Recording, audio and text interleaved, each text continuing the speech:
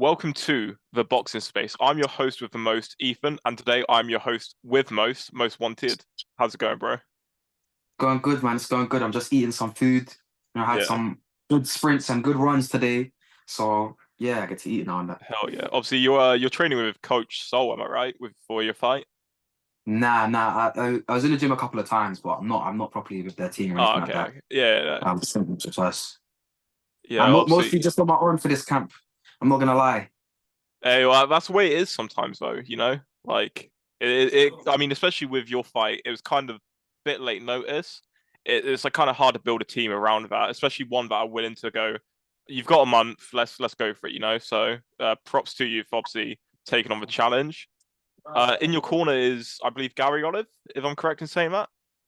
hmm Obviously, coach of the heavyweight champion of Misfits, Temple Arts. Are you confident, obviously, going into this fight? I really am, to be honest. I'm very confident. I think it's gonna be a dominant victory for me. I think that he's gonna be very surprised and very shocked when he gets in there and he realizes who he's in there with and what he's in there with. And I'm trying to say that as humbly as I can. But he has been, every time I see him talk about me or the fight, it really seems like he's overlooking me. He's very much looking past me. Um, but he's been very respectful, so I'm being very respectful back. But I do think I'm going to shock him. Yeah, I mean, so sometimes, I mean, I especially find that like it can be hard to obviously do the big trash talk game when your opponent is as obviously as nice as Joey Knight comes across. Like I've watched a few of his videos and he just seems like an all right guy. Obviously you've had your face to face with him recently. How was it finally being able to like kind of speak to him and get to know him? Because you get a very different image of how someone speaks to you compared to how they speak to other people. So what did you think of him? I thought he was nice, I think he was definitely talking down on me at certain parts, but like we're fighting, well, you can't really avoid that sort of thing, I guess. But he seemed like a nice guy. He was very respectful. He didn't like throw out some random insults from nowhere. Um, And even with the cheeky little things I was saying, he seems like, he's with the banter. Said he's a bit 29, he's older, whatever. He was with that banter. So like you said, I think he seems like just an all right guy. Like he's just a nice guy, you know what I mean? Yeah, I mean, speaking of obviously the age, I think one of my favorite comments I've seen, I forgot which post it was under, but it said something like, it looks like a father and son fighting each other. And like shit like that always kills me because I remember for SCB 002 when it was JST versus Bad Boy Beeman, someone commented about it. I was like, yeah, it's a bit like, because obviously Jay was like 20 odd, but Beeman's like 40 something, I hope. I might have just insulted him there, but obviously, speaking about speaking about SCB and Outcast, you had a fight scheduled for them against both Afro Samurai and Callum Kelly. Obviously, that never happened. Do you want to give a few thoughts on that? Because I'm not sure if you've said anything real publicly about it. So No, I haven't spoken about that since I've got this fight. I haven't thought about it since I got this fight, to be honest. That was gonna be fun. That was gonna be me debuting on the biggest platform I could at the time, which was on Outcast, and I loved the Outcast team. They even bared with all the madness, maniacal ideas of my brain, wanting to do two fights in one night, against two more experienced people. I still really want to do two fights one night, whether it's on Misfits or anywhere. I want to do it. I'd love to do it on Misfits most, of course, but if they can facilitate that for me, I'll take any challenges. I like the idea of two fights one night. I like the idea of pushing the boundaries. I like the idea of doing something so crazy that if you do pull it off, you get all the brownie points. I like high risk, high reward. So yeah. yeah, it was obviously speaking about obviously Outcast that fell through, and you're kind of I feel like obviously I've got a bit of insider knowledge of the new Outcast team. I know they were trying to get something for you, stuff kept falling through. And I just want to talk about because I remember during one of the meetings you had left because you got given a phone call, and that phone call was from Mams, if I'm correct, right? Yeah, that phone call was from Mams. I was in a fighter meeting. To be fair, any of the things that me and Outcast had, it wasn't really to do with Outcast, just to do with like stupid people Yeah, that yeah, say they want to fight and then they don't fight. So it's more so the opponents. But yeah, I got that phone call after a long, difficult phone call with this clown. I'm not gonna say his name, but he knows who he is. And he fumbled the bag, professional bag fumbler, pussy. Yeah. He's from Mams, and that's when he said, like, yo, Leeds, one fight, like this is the thing. You're doing this now. And I was like, yeah, let's do it. I'm there, of course. I didn't even need to say the words yes, he already knew what it was. So yeah, it was really funny timing on that, to be fair, yeah. Yeah, because I remember like I remember seeing something or like getting a message from Callum. I was like, yeah, he had a phone call and he just went. And like in my mind, I kind of knew what that meant. I was like, oh, it's it's time. And obviously, I didn't know Mm. you were fighting until well the confirmation of it until it got released. But I had that inkling inside of me. I was like, I think I know what's happening. And obviously, like I've known you for almost a year now at this point through obviously Twitter Mm. and all that. I know you've wanted this for so long, and you kept going at it, even though so many people were telling you like you'll never get on Misfits. You're nobody. Da da da. You're not like you got so much like kind of hate for wanting to be on Misfits. And then, like when you got announced to be on Misfits, it feels like some people still have that hatred towards you. But I feel like a lot of people were like, "Oh, I see the vision," kind of deal. So Yeah, a lot of people when I got a Misfits, they sort of switched up. They sort of decided to, instead of just sticking by their guns, they switched up, man. I mean, I can respect the people that said, I'm not your biggest fan, but fair play. I can respect those people because they're keeping it real. But I don't respect the people that are saying, fuck you, suck your mum, you're a bitch. And then as soon as the fight gets announced, that's when you come start being friendly and that. Like, yeah, I can't respect those people at all. But yeah, there's a lot of people that were given compliments written through their teeth. That's what I call it. Literally, giving compliments through their teeth like this. Congratulations, right? Them people, they can go suck themselves. But everyone that was like, supporting me since day one, like yourself, like I know I've known you for a long time, and people like Yanis, like loads of people. I don't even want to go in a thing of listing names, but there's loads and loads of day ones, and the real ones know who they are, and the man them know who they are. But yeah, it's crazy the support that I've had since this fight's been announced, and even before that as well. So thank you to yeah. this community for real. And obviously, speaking about disrespect, I want to obviously you've made quite a few YouTube videos now. Obviously, you had a video talk about Keemstar. I mean, obviously, your Wade video that you uploaded quite recently. Obviously, that's kind of you're. I feel like that's the kind of style of content you're going into, where it's more like it's kind of talking, calling people out almost. Obviously, not to like a fight, but just sort of like calling people out on their bullshit. Yeah, I just like to keep it real. I know that's like a played out statement, and it sounds a bit cringy now because it's so overused, but I just like to say things that I genuinely believe on my videos. And I genuinely believe that Wade is a hypocrite. And I genuinely believe that Keemstar is a hypocrite as well. So I made those videos. Obviously, it's a lot of comedic, but I feel like I spoke facts enough and gave proof enough in those videos to people who be like, brah, this situation, even though I like Wade, he was wrong there. This situation, even though I like him, he was wrong there.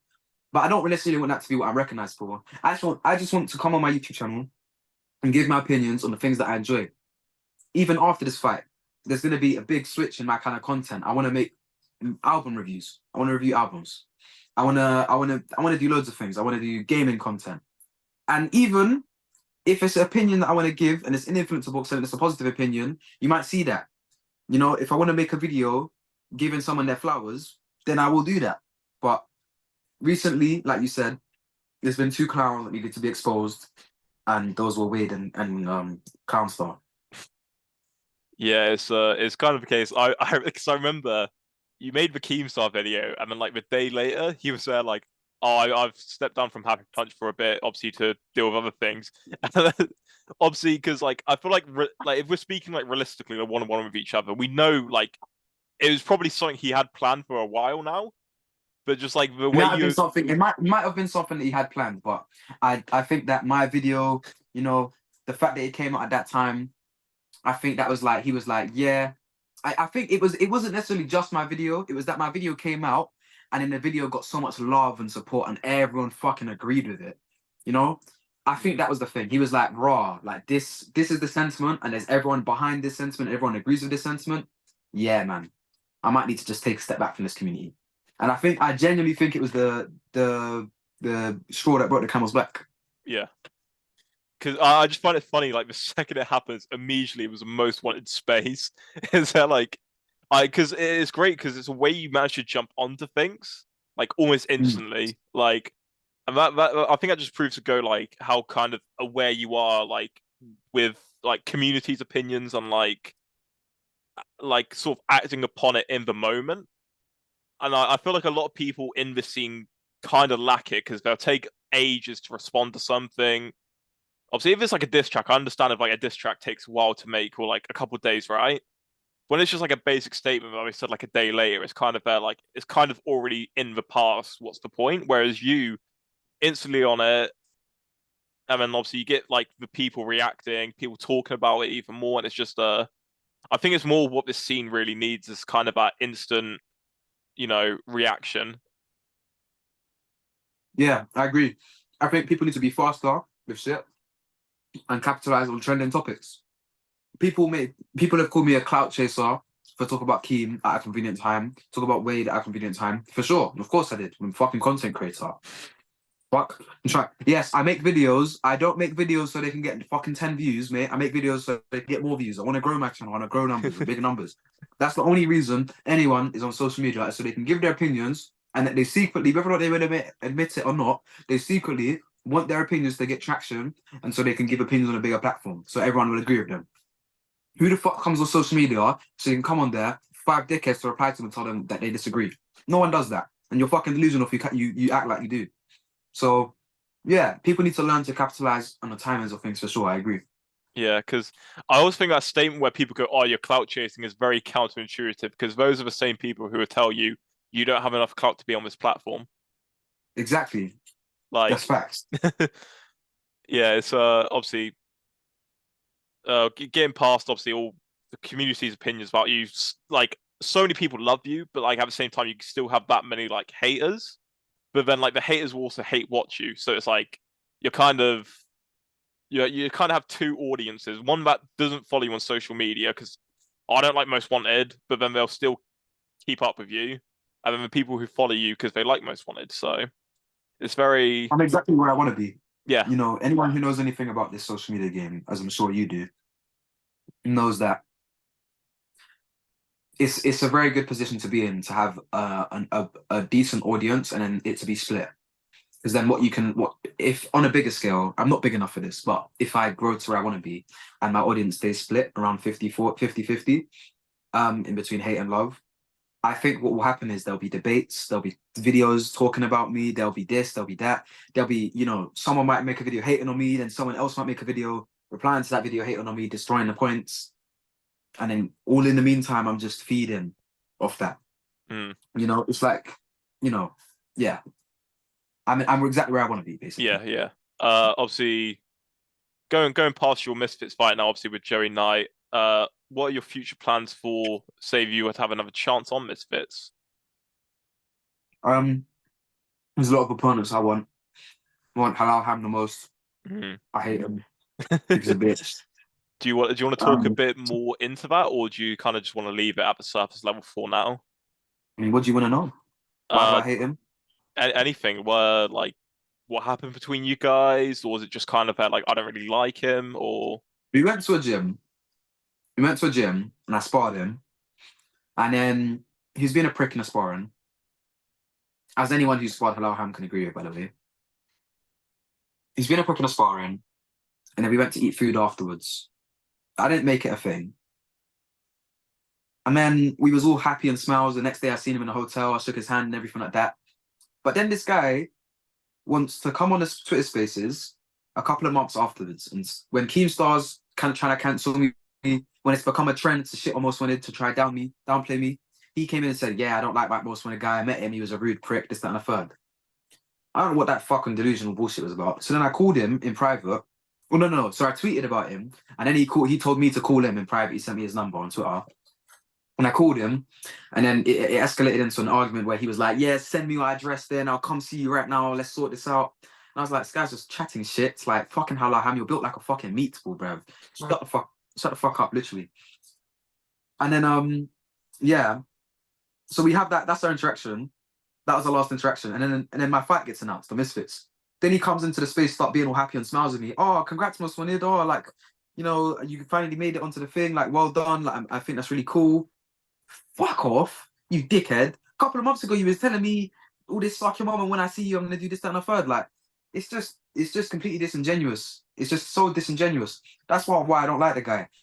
I can respect you not liking me. We can dead it at that. We can sort of leave it, nip it at bud. But if you're gonna then come onto spaces and think it's cool and blessed. When last time you spoke about me publicly, you was trying to cancel me a Keemstar.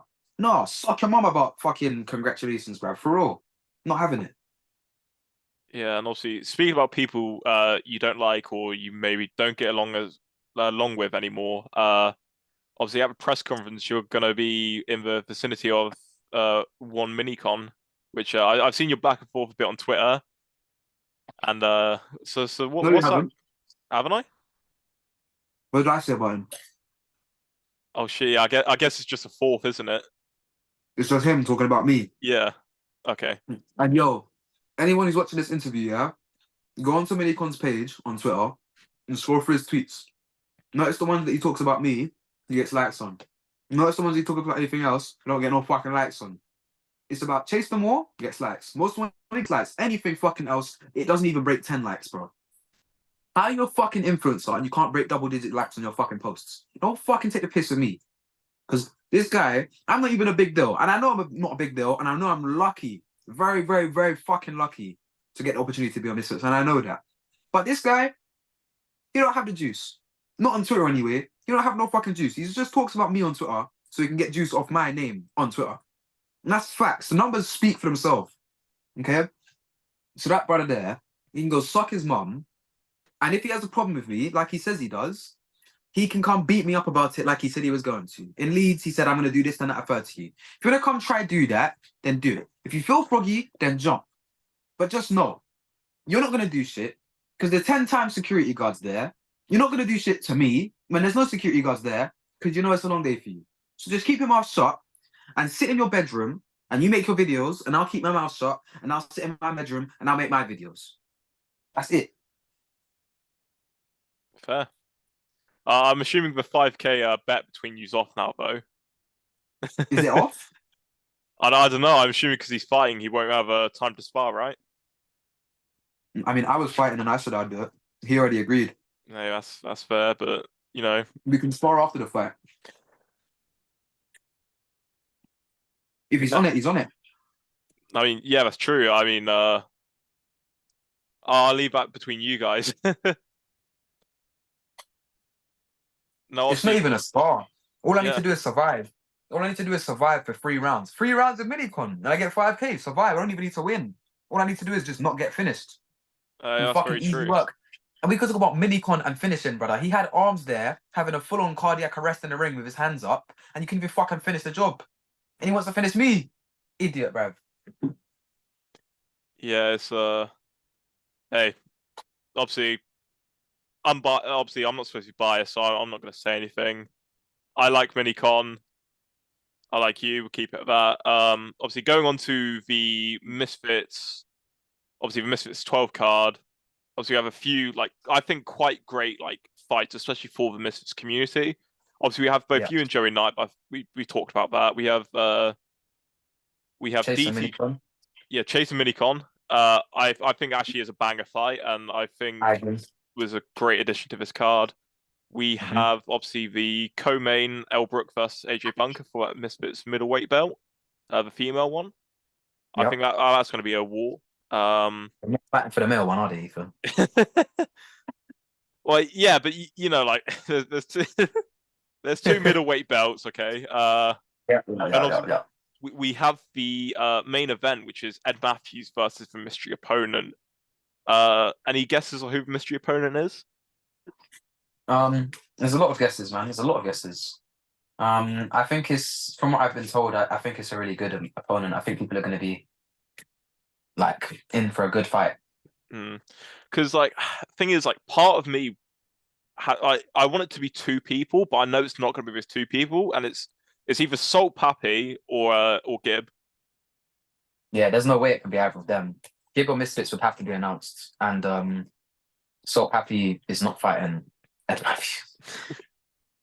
I mean, you never know. Nah, if they do that, then they need to fix something, man. Hey, it's I just also know just it can't be Salt Happy because Salt Happy's been in the Philippines eating food a lot. hey, that's very true. But it's wishful thinking though. So, Yeah. but like, this thing is like, I feel like with mystery opponent, you kind of want to get someone who's like a decent enough like name and level to be a mystery opponent. Yeah. because like if it's just like an absolute like kind of nobody, but it's kind of just feel like it's really underwhelming. Which is why I think that like for the last like two mystery opponents, they've announced them at the press conference. Both what was it? It was Arms. Arms and Waleed. Even the thing is, with Waleed, I feel like that would have been such a cool moment on fight night. But I feel like Yeah, you I kind of agree. had to do it beforehand just to kind of damage control Dean a little bit. Yeah, probably. So because he was pissed when that happened, that revealed it happened, and then obviously Mam Yeah, he spoke was to like, him. "Fuck this, I'm going to Kingpin." That's what he said. Yeah, Yeah, it was it was good. It was good. It was good entertainment overall. So I think it worked out. yeah. But so like You I'm got that moment in hoping the ring as well. yeah, I'm hoping this mystery opponent is announced like it's on the night, because I feel like that's the true magic of it. Yeah, I think KSI has tweeted something like, "Just wait till he walks out." So I'm Mm, assuming it will be like the same thing as the Pineda one. No one will know until the fight night. yeah. Although obviously the Pineda one, I kind of got it spoiled a little bit. So I How? got I got I got told his ring walk music, and obviously the Mm, Undertaker. I wasn't told the mariachi band part because Undertaker. I was thinking of people who it could be, and I mm, narrowed it down to Pineda. So I told all mm. my mates that I sat with, like, "Oh, it's Pineda, by the way." I was like, "No, it's not." And it walks out as Pineda. I was like, "Oh shit!" Like, but that was just me thinking. I would like I got told like the ring walk, and that was it. So, Mm. but Get used to mm, uh, obviously I can't really think of much more else to ask you. So, do you want to give any final thoughts? Obviously, going into your fight. it. Yeah, man. Going into this fight, I'm feeling really good. I want to thank some people. I want to thank Mams Taylor. I want to thank Misfits. I want to thank Kala and Nissa, Silent Bros. I want to thank the Zone. I want to thank the influencer boxing community on Twitter, the KSI community, the Jake Fool community as well. Um, and I want to thank the boxing space for having me on for the interview. Hell yeah, big up me and Brooks Medley. Come on. Yeah. Anyways, obviously that's been me. I'm Ethan. I've been with Most. Obviously, make sure to check out his fight January 20th on the Zone Misfits 12. It's going to be a banger. We've got some very good fights on that night. So, either buy your ticket. I'll put your ticket link in the description. Buy your DAZN sub. Simple as that. All right. Take care, Come guys. on.